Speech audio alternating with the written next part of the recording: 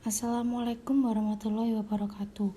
Kami dari kelompok 6 akan mempresentasikan PPh pasal 26. Anggota kami yang pertama, Hardianti Tutik Kumalasari, yang kedua, Alfa Ranggita, yang ketiga, Yang Maulidia, yang keempat, Zakaria Al-Ansori, yang kelima, Ahmad Nafiq Mubarok, dan yang terakhir, Eka Aprelita Fajarwati. Atau PPh pasal 26 adalah PPh yang dikenakan atau dipotong atas penghasilan yang bersumber dari Indonesia, yang diterima atau diperoleh wajib pajak luar negeri selain bentuk usaha tetap di Indonesia. Bentuk usaha tetap merupakan subjek pajak yang perlakuan perpajakannya dipersamakan dengan subjek pajak badan negara domisili dari wajib pajak luar negeri, selain yang menjalankan usaha atau melakukan kegiatan usaha melalui bentuk usaha tetap di Indonesia adalah tempat tinggal atau tempat kedudukan wajib pajak luar negeri yang sebenarnya menerima manfaat dari penghasilan tersebut.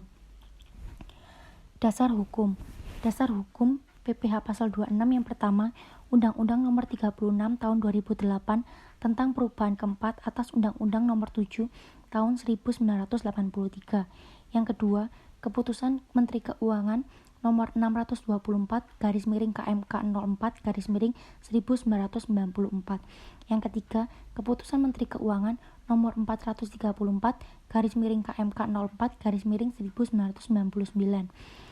Yang keempat, Peraturan Menteri Keuangan Nomor 14/PMK/03/2011. Yang kelima, Peraturan Direktur Jenderal Pajak Nomor PER 61/PJ/2009. Yang keenam, Peraturan Direktur Jenderal Pajak Nomor PER 25/PJ/2010. Yang ketujuh, Surat Edaran Direktur Jenderal Pajak Nomor SE 23/PJ43/1995. Dan yang terakhir, Surat Edaran Direktur Jenderal Pajak Nomor SE 25/PJ4/1995. Tarif pajak. PPh pasal 26 mengatur tentang kebijakan tarif sebesar 20% yang bersifat final atas jumlah bruto dari pendapatan yang diperoleh. Yang pertama ada dividen, yang kedua bunga termasuk premium, diskonto, insentif yang terkait dengan jaminan pembayaran pinjaman, yang ketiga royalti, sewa, dan pendapatan lain yang terkait dengan penggunaan aset, yang keempat insentif yang berkaitan dengan jasa, pekerjaan, dan kegiatan, yang kelima hadiah dan penghargaan, yang keenam pensiun dan pembayaran berkala, yang ketujuh premi swap dan transaksi lindung lainnya, dan yang terakhir perolehan keuntungan dari penghapusan utang. Selain pajak atas pendapatan atau omset, wajib pajak luar negeri yang terkena PPh pasal 26 juga terkena kebijakan tarif pajak dari laba bersih. Tarif 20% yang bersifat final dari laba bersih dikenakan bagi orang yang memiliki penghasilan dari pendapatan dari penjualan aset di Indonesia dan atau premi reasuransi yang dibayarkan langsung ataupun melalui pialang kepada perusahaan asuransi di luar negeri. Ketentuan tarif 20% mengikuti kriteria sebagai berikut. Yang pertama, tarif 20% yang bersifat final dari laba bersih juga berlaku atas penjualan atau pengalihan saham perusahaan yang didirikan atau bertempat di negara yang memberikan perlindungan pajak, termasuk dalam BUT di Indonesia. Yang kedua, tarif 20% yang dipungut dari penghasilan kena pajak setelah dikurangi dengan pajak, termasuk di dalamnya BUT di Indonesia. Tidak berlaku bagi wajib pajak yang penghasilannya tersebut ditanamkan kembali di Indonesia. Yang ketiga, tax treaty atau P3B antara Indonesia dan negara-negara lain yang berada dalam perjanjian bisa saja berbeda satu sama lain. Tarifnya biasanya bisa untuk mengurangi tingkat dari tarif biasa yang sebesar 20% dan beberapa mungkin menjadi tarif 0%. Mekanisme pemotongan. Pemotong PPh pasal 26 terdiri dari yang pertama, pemberi kerja yang terdiri dari orang pribadi dan badan yang memberikan penghasilan kepada subjek pajak luar negeri atau cabang perwakilan atau unit dalam hal yang melakukan sebagian atau seluruh administrasinya yang terkait dengan pembayaran gaji, upah, honorarium, tunjangan, dan pembayaran lain kepada subjek pajak luar negeri.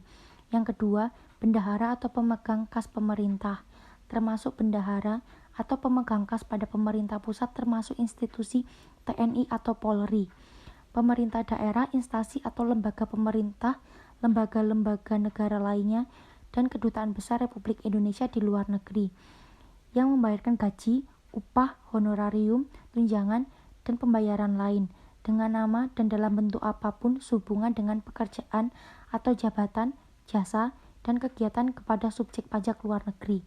Yang ketiga, dana pensiun, badan penyelenggara jaminan sosial, tenaga kerja, dan badan-badan lain yang membayar uang pensiun secara berkala dan tunjangan hari tua atau jaminan hari tua kepada subjek pajak luar negeri.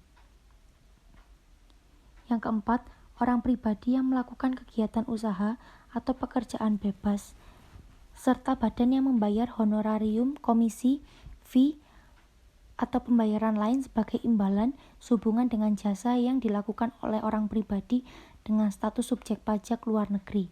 Yang kelima, penyelenggara kegiatan termasuk badan pemerintah, organisasi yang bersifat nasional dan internasional, perkumpulan orang pribadi serta lembaga lainnya yang menyelenggarakan kegiatan yang membayar honorarium, hadiah, atau penghargaan dalam bentuk apapun kepada subjek pajak luar negeri berkenaan dengan suatu kegiatan.